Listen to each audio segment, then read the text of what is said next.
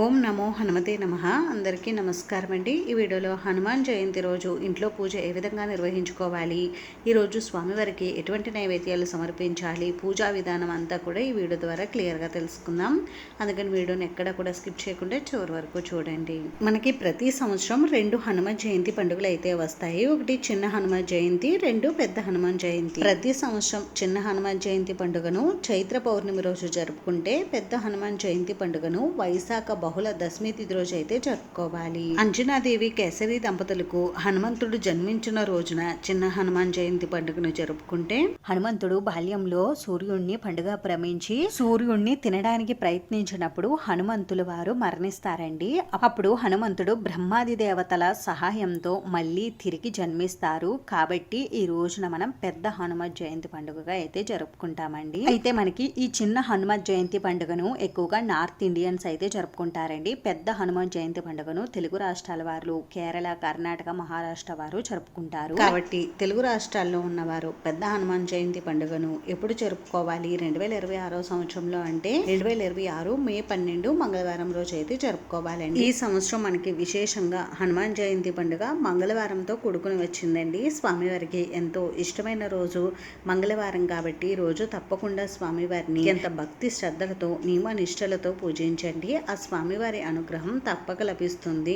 అలాగే ఈ రోజున ఇంట్లో పూజ నిర్వహించుకునేవారు సూర్యోదయానికంటే ముందుగానే నిద్ర లేచి ఇంటిని శుభ్రం చేసుకోవాలండి. మనం ఈ రోజున మంగళవారం కాబట్టి పూజా సామాగ్రి వీటన్నింటినీ కూడా ముందు రోజు సోమవారం రోజే క్లీన్ చేసుకుని పెట్టుకోండి. మంగళవారం రోజు ఉదయమే ఇంటిని మామూలుగా శుభ్రం చేసుకుని మీరు తలస్నానం ఆచరించి పూజ అయితే చేసుకోవచ్చండి. గడపకు పసుపు రాసి బియ్య పిండి కుంకుమతో బొట్లు అందంగా పెట్టుకుని ద్వారబంధాన్ని కూడా అందంగా అలంకరించుకోండి. ఈ పూజను మీరు పూజా మందిరంలోనైనా నిర్వహించుకోవచ్చండి. లేదు అంటే ఇలా సపరేట్ గా పీఠంలో ఏర్పాటు చేసుకుని అయినా చేసుకోవచ్చు. ముందుగా మీరు ఈ పూజను ఎక్కడైతే నిర్వహించుకోవాలి అని అనుకుంటారో అక్కడ ముందుగానే శుభ్రం చేసుకుని పసుపుతో అలికి బియ్య పిండితో ముగ్గులు పెట్టుకుని ఆ తర్వాత ఒక పీటకు పసుపు రాసి బియ్య పిండి కుంకుమతో అందమైన బొట్లు అవి పెట్టుకుని అందంగా అలంకరించుకోవాలండి. ఆ తర్వాత పీట పైన ఏదైనా కాషాయం రంగు క్లాత్ ఉంటే వేసుకోండి. లేదు అంటే మీ దగ్గర ఏ క్లాత్లు ఉంటే వాటిని వేసుకోవచ్చు.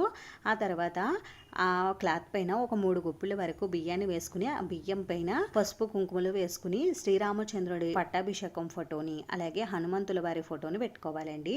మనం హనుమంతుడికి పూజ చేసే ముందు శ్రీరామచంద్రమూర్తికి పూజ చేసుకుంటే చాలా మంచిదండి. ఎందుకంటే హనుమంతుడికి శ్రీరామచంద్రమూర్తి అంటే చాలా ఇష్టం కదండి. అందుకని మనం ముందుగా స్వామివారికి పూజ చేస్తే హనుమంతుల వారు చాలా సంతోషిస్తారండి. అందుకని తప్పకుండా పూజలో శ్రీరాముడి ఫోటోని అలాగే హనుమంతుడి ఫోటోని కూడా పెట్టుకోండి. ఆ తర్వాత ఫోటోని పువ్వులతో అందంగా అలంకరించుకోండి.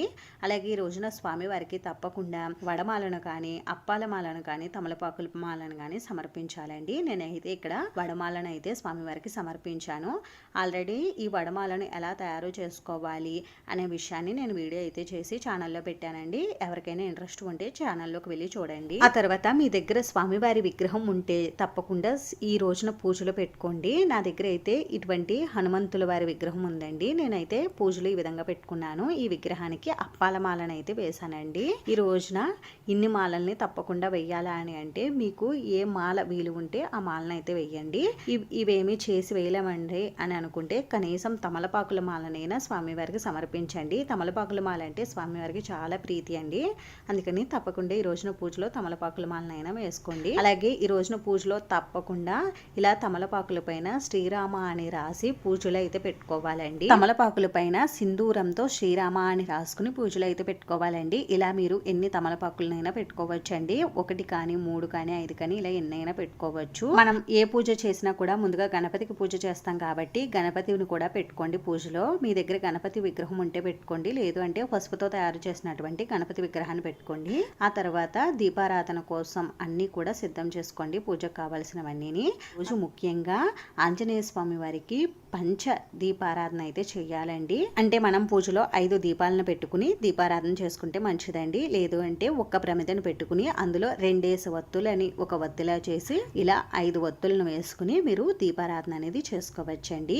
అలాగే ఈ రోజున రోజున దీపారాధన నువ్వుల నూనెతో చేస్తే చాలా మంచిదండి. లేదు అంటే ఆవు నెయ్యితో కానీ లేదు అంటే కొబ్బరి నూనెతో కానీ నిర్వహించుకోండి. అలాగే ఈ రోజున దీపారాధన కోసం సింధూరం వత్తులను ఉపయోగించండి, చాలా మంచిది. అలాగే ఈ రోజున మీ దగ్గర స్వామివారి విగ్రహం ఉంటే ఈ చిన్న పని చెయ్యండి, చాలా మంచిది. ఒక ప్లేట్ లోకి కొద్దిగా నువ్వుల నూనె తీసుకుని అందులోకి కొద్దిగా సింధూరాన్ని కలిపి ఆ తర్వాత జవ్వాది పౌడర్ ని కానీ లేదు అంటే మనకి మార్కెట్ లో జాస్మిన్ ఆయిల్ ఇటువంటివి దొరుకుతాయి కదండి, వాటినైనా కలిపి వీటన్నింటిని బాగా కలిపి విగ్రహానికి అయితే పూయండి. ఇలా పూస్తే స్వామివారికి చాలా ఇష్టం అండి. స్వామివారికి సింధూరం అంటే చాలా ప్రీతి కదండి, అందుకని స్వామివారి విగ్రహానికి ఈ విధంగా మీరు సింధూరాన్ని అయితే పూయండి, చాలా మంచిది. ఇలా పూజకు కావాల్సినవన్నీ ఏర్పాటు చేసుకున్న తర్వాత ఇప్పుడు ముందుగా దీపారాధన అయితే చేసుకోవాలండి. దీపారాధన ఎప్పుడు కూడా ఏకహారతితో కానీ అగరబత్తులతో కానీ చేసుకోవాలండి. దీపారాధన చేసుకున్న తర్వాత ఆ దీపలక్ష్ములకు 2 అక్షింతలను సమర్పించి నమస్కారం అయితే చేసుకోండి. ఆ తర్వాత ఆచమనం చేసుకుని ముందుగా ఘంటానాదం అయితే చేయాలండి. ఘంటానాదం చేసుకుని 2 అక్షింతలను తీసుకుని పంచపాత్రలో వేసుకుని ఆ నీటిని పూజా పీట పైన మన పైన చిలకరించుకోవాలండి. ఆ తర్వాత ముందుగా మనం గణపతికి పూజ అనేది నిర్వహించుకోవాలండి. 2 అక్షింతలను తీసుకుని స్వామివారి పాదాల దగ్గర ఉంచి స్వామివారికి నమస్కారం చేసుకోవాలండి. ఆ తర్వాత స్వామివారికి మీ శక్తిని బట్టి షోడశోపచార పూజ కానీ పంచోపచార పూజ కానీ నిర్వహించుకోవాలి. స్వామివారికి పసుపు కుంకుమ గంధం అక్షింతలు పువ్వులు సమర్పించి ఆ తర్వాత ధూపం దీపం నైవేద్యం కూడా సమర్పించి ఆ తర్వాత కర్పూర నీరాజనం కూడా స్వామివారికి సమర్పించి స్వామివారికి నమస్కారం అయితే చేసుకోవాలండి. స్వామివారికి పూజ చేసేటప్పుడు స్వామివారి అష్టోత్తరాలు కానీ స్తోత్రాలు కానీ చదువుకుంటూ స్వామివారికి పూజ చేసుకోవాలి. లేదు అంటే ఓం గం గణపతియే నమః అని అనుకుంటూ అయినా మీరు పూజ చేసుకోవచ్చు. స్వామివారికి నైవేద్యంగా చిన్న బెల్లం ముక్కను కానీ అటుకులను కానీ నివేదించండి. ఈ విధంగా గణపతికి పూజ అయితే చేసుకోండి. ఈ విధంగా చేసుకుంటే గణపతి పూజ పూర్తవుతుంది. గణపతి పూజ పూర్తయిన తర్వాత మనం పూజలో 5 దీపాలను పెట్టుకున్నాం కదండి, ఈ 5 దీపాలను అయితే ఇప్పుడు మనం వెలిగించుకోవాలండి. ఈ దీపాల దగ్గర 2 అక్షింతలను సమర్పించి ఈ దీపలక్ష్మికి నమస్కారం అయితే చేసుకోవాలండి. ఆ తర్వాత మనం ముందుగా ఇక్కడ శ్రీరామచంద్రమూర్తికి పూజ అయితే చేసుకోవాలండి. ముందుగా స్వామివారికి పూజ చేసుకుని ఆ తర్వాత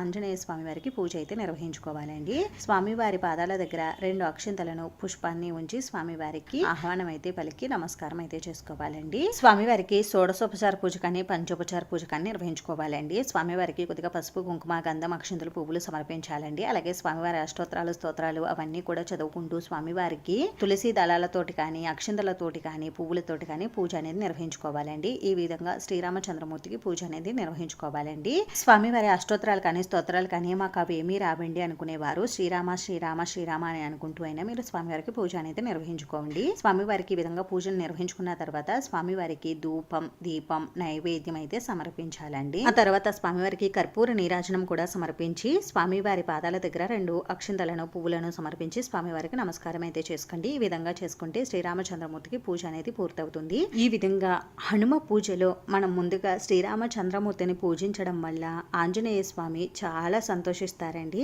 అలాగే ఈ రోజున మనం స్వామివారికి పూజ నిర్వహించుకునేటప్పుడు పూజలో తప్పకుండా నిమ్మకాయలు ఉంటే పెట్టుకోండి. ఈ నిమ్మకాయలు 2 కానీ 3 కానీ 1 కానీ పెట్టుకోవచ్చండి. వీటిని ఎందుకు పెట్టుకోవాలో నేను వీడియో లాస్ట్ లో అయితే చెప్తానండి. ఇప్పుడు ఆంజనేయ స్వామి వారికి పూజనైతే నిర్వహించుకోవాలండి. స్వామివారి పాదాల దగ్గర 2 అక్షంతలను పుష్పాలను ఉంచి స్వామివారికి ఆహ్వానం పలికి స్వామివారికి నమస్కారం అయితే చేసుకోవాలండి. ఈ రోజున తప్పకుండా స్వామివారికి షోడశోపచార పూజ చేసుకుంటే చాలా మంచిదండి. ఒకవేళ మేము షోడశోపచార పూజ చేసుకోలేమండి అనుకునేవారు స్వామివారికి పంచోపచార పూజనే నిర్వహించుకోవచ్చండి. స్వామివారికి కొద్దిగా పసుపు కుంకుమ గంధం అక్షంతలు పువ్వులు అయితే సమర్పించాలండి. స్వామివారి శ్లోకాలు స్తోత్రాలు హనుమాన్ చాలీసా ఇటువంటివి చదువుకుంటూ స్వామివారికి ఎరుపు రంగు పుష్పాలతోటి కానీ సింధూరం కలిపినటువంటి అక్షంతలతో కానీ లేదు అంటే తమలపాకులతోటి కానీ ఈ విధంగా స్వామివారికి పూజ అయితే నిర్వహించుకోవాలండి. స్వామివారి శ్లోకాలు స్తోత్రాలు ఇవేమి మాకు రావండి అనుకునేవారు ఓం నమో హనుమతే నమః అనే ఈ మంత్రాన్ని చదువుకుంటూ మీరు స్వామివారికి పూజ అయితే నిర్వహించుకోండి. ముందుగా నేను ఫోటో దగ్గర ఉన్న స్వామివారికి పూజ అయితే చేసుకున్నానండి. ఆ తర్వాత విగ్రహం దగ్గర పూజ అయితే నిర్వహించుకుంటున్నాను. విగ్రహం దగ్గర కూడా కొద్దిగా పసుపు కుంకుమ గంధం అక్షింతలు పువ్వులు సమర్పించి ఆ తర్వాత సింధూరం కలిపినటువంటి అక్షింతలతో కూడా పూజించుకున్నానండి. అలాగే ఈ రోజున స్వామివారికి ముఖ్యంగా సింధూరంతో పూజ చేస్తే చాలా మంచిదండి. స్వామివారికి సింధూరం అంటే చాలా ఇష్టం అండి. అందుకని సింధూరంతో స్వామివారికి పూజ చేయడానికి అయితే చూడండి. ఈ సింధూరం పూజను స్వామివారి విగ్రహం పైనుండి కూడా చేసుకోవచ్చండి. నేనైతే ఇక్కడ ఒక చిన్న ప్లేట్ని పెట్టుకుని ప్లేట్లో అయితే చేసుకుంటున్నానండి. మీరైతే విగ్రహం పైనుండి కూడా మీరు ఈ పూజను అయితే చేసుకోండి. స్వామివారికి సింధూర పూజ తలపై నుండి పడితే చాలా ఇష్టం అండి. ఆ తర్వాత స్వామివారికి ఇలా ఆకు పూజను కూడా నిర్వహించుకుంటున్నానండి. స్వామివారికి ఆకు పూజ అన్నా కూడా చాలా ఇష్టం అండి. ఈ ఆకు పూజ కోసం మనం తమలపాకుల్ని 108 కానీ 51 కానీ 21 11 కానీ 11 కానీ ఇలా ఎన్ని ఆకులనైనా తీసుకుని మనం స్వామివారికి ఆకు పూజను అయితే నిర్వహించుకోవచ్చండి. ఈ ఆకు పూజ కోసం తమలపాకుల పైన సింధూరంతో శ్రీరామ అని వ్రాసి స్వామివారికి ఆకు పూజను అయితే నిర్వహించుకోవాలండి. ఇలా చేస్తే చాలా మంచిది. నేనైతే కొన్ని ఆకులపైన శ్రీరామ అని రాసి మిగిలిన ఆకులపైన సింధూరంతో బొట్టు అయితే పెట్టుకున్నానండి. మనం ఆకుల్ని సమర్పించేటప్పుడు 2 ఆకుల్ని కలిపి సమర్పించాలండి. అలాగే ఈ రోజున స్వామివారికి ఎరుపు రంగు పువ్వులతో పూజ చేసినా కూడా చాలా మంచిదండి. ఈ విధంగా స్వామివారికి పూజ అంతా కూడా పూర్తయిన తర్వాత ఇప్పుడు స్వామివారికి ధూపం, దీపం, నైవేద్యం అయితే చూపించాలండి. ఈ రోజున స్వామివారికి నైవేద్యంగా స్వామివారికి ఎంతో ఇష్టమైనటువంటి గారెలను, అప్పాలను, అరటి పళ్ళను, మామిడి పళ్ళను సమర్పించాలండి. మనం స్వామివారికి ఈ అరటి పండ్లను, మామిడి పండ్లను సమర్పించినప్పుడు ఇవి 5 సంఖ్యలో ఉండేలా చూసుకోండి. అలాగే స్వామివారికి చలిమిడి, వడపప్పు, పానకం కూడా నివేదించవచ్చండి. ఇవి ఏమీ నివేదించలేమండి అని అనుకుంటే మీరు మీ దగ్గర ఉన్నటువంటి ఫ్రూట్స్నే స్వామివారికి నైవేద్యంగా సమర్పించండి. నైవేద్యం కూడా సమర్పించిన తర్వాత ఇప్పుడు స్వామివారికి తాంబూలం కూడా సమర్పించాలండి. అలాగే ఈ రోజున తప్పకుండా స్వామివారికి కొబ్బరికాయను కూడా నివేదించాలండి. కొబ్బరికాయను కూడా నివేదించిన తర్వాత ఇప్పుడు స్వామివారికి సాంబ్రాణి ధూపాన్ని ఒకసారి చూపించి ఆ తర్వాత స్వామివారికి మనం కర్పూర నీరాజనం అయితే సమర్పించాలండి. కర్పూర నీరాజనం కూడా సమర్పించిన తర్వాత ఇప్పుడు చేతుల్లోకి 2 అక్షంతలను, పువ్వులను తీసుకుని స్వామివారి పాదాల దగ్గర ఉంచి స్వామివారికి శిరస్సు వంచి నమస్కారం చేసుకోవాలండి. ఈ విధంగా చేసుకుంటే మనకి హనుమాన్ పూజ అనేది పూర్తవుతుందండి. అలాగే ఈ రోజున స్వామివారికి 5 ప్రదక్షిణలు చేస్తే కూడా చాలా మంచిదండి.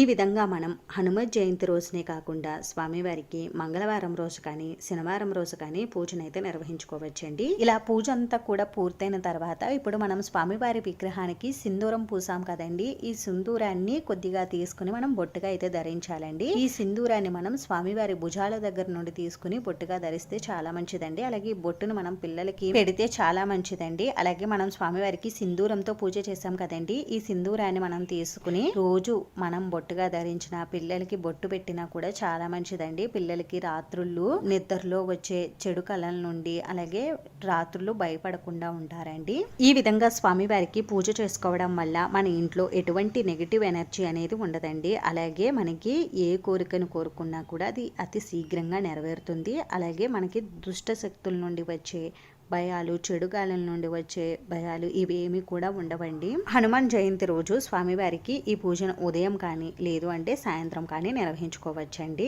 ఉదయం నిర్వహించుకున్న వారు సాయంత్రం కూడా స్వామివారి దగ్గర దీపారాధన చేసి స్వామివారికి పూజ అనేది చేసుకుని ఏదైనా నైవేద్యం అయితే సమర్పించాలండి. ఈ విధంగా మనం పూజ చేసుకున్న తర్వాత ఈ పీఠాన్ని ఎప్పుడు కదపాలి, అలాగే ఈ పూజలో పెట్టుకున్నటువంటి వస్తువులన్నింటినీ ఏం చేయాలని చాలా మందికి డౌట్ అయితే ఉంటుందండి.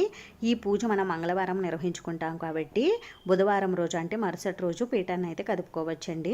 అలాగే ఈ పూజలో పెట్టినటువంటి తమలపాకుల్ని మనం ప్రసాదంగా స్వీకరించవచ్చండి. లేదు అంటే పారే నీటిలో వదిలేయవచ్చు. ఈ వడమాలలో ఉన్న వడలను ప్రసాదంగా స్వీకరించవచ్చండి. అలాగే మన ఇంటి చుట్టుప్రక్కల ఉన్న వారికి వీటిని ప్రసాదంగా పెట్టవచ్చు. అలాగే పూజలో పెట్టుకున్నటువంటి నిమ్మకాయల్ని మనం ఇంటికి కానీ లేదు అంటే మన వాహనాలు, బండ్లు కానీ, కార్లు కానీ ఇవి ఉంటాయి కదండి, వీటికైనా కట్టుకోవచ్చు. ఈ నైవేద్యాలన్నింటినీ మనం ప్రసాదంగా స్వీకరించవచ్చు. అలాగే మనం పూజ చేసినటువంటి సింధూరాన్ని రోజు బొట్టుగా ధరిస్తే చాలా మంచిదండి. అంతేనండి, చూసారు కదా. ఈ వీడియో మీకు నచ్చితే ప్లీజ్ లైక్ చేసి, షేర్ చేసి, సబ్స్క్రైబ్ చేసుకోండి.